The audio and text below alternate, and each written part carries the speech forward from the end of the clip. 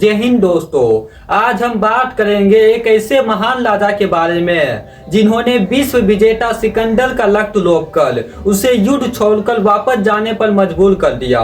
ये कहानी है महाराज पोलस की, जिन्हें हम पुलु या पुरुषोत्तम के नाम से जानते हैं। तो आइए समझते हैं महाराज पोलस की पूरी कहानी आज के इस वीडियो में।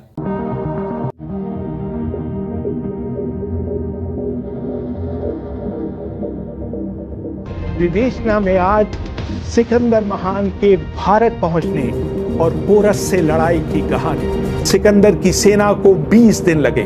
वहां तक्षशिला के राजा ने सिंधु नदी पर नावों से पुल बनवाने में उसकी मदद की। महाराज पोलस का जन्म 370 से 360 बीसी के बीच में हुआ था और इनके पिता महाराज बामिनी थे, जो कि पोलव लास्ट के राजा थे, जो कि वर्तमान पंजाब और पाकिस्तान का क्षेत्र है। और उनकी माँ थी पश्चिशिला की महाराज अम्बी की बहन अनुसुईया।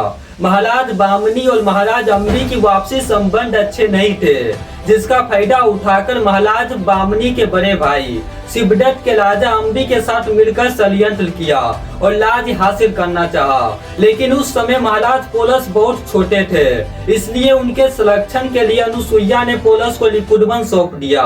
महाराज पोलस का पालन पोषण दस्यु साम्राज्य के साथ हुआ था। इनके पत्नी का नाम लच्छी था, जो कि दस्यु राज के पुतली थी।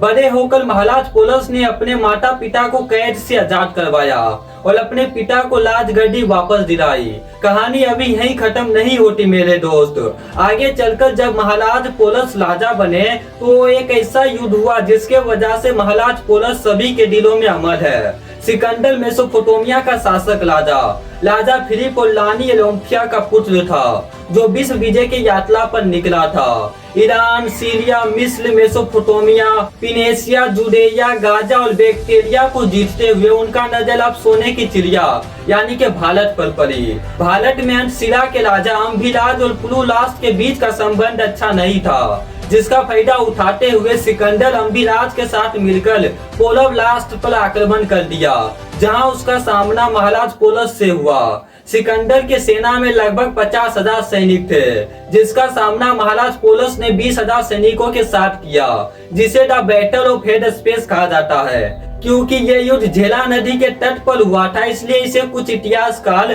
बैटल ऑफ झेलम भी कहते हैं। लगभग 10 दिनों तक चले इस युद्ध में महाराज पोलस हार गए, लेकिन उन्होंने अपने हाथों से तलवार नहीं छोड़ी और ऐसी देश प्रेम को देखकर सिकंदर ने अपना सर झुका लिया और उसने सम्मान स्वरूप अपनी तलवार महाराज पोलस को भेंट में दे दिए और उसने विजय यात्रा को छोड़कर वापस जाने का निर्णय लिया। वीडियो कैसा लगा कमेंट बॉक्स में जरूर बताइएगा और अगर आप चैनल पर नए हो तो चैनल को सब्सक्राइब जरूर कर लीजिएगा। बाकी मिलते हैं किसी और वीडियो में नए टॉपिक के साथ, तब तक के लिए धन्यवाद।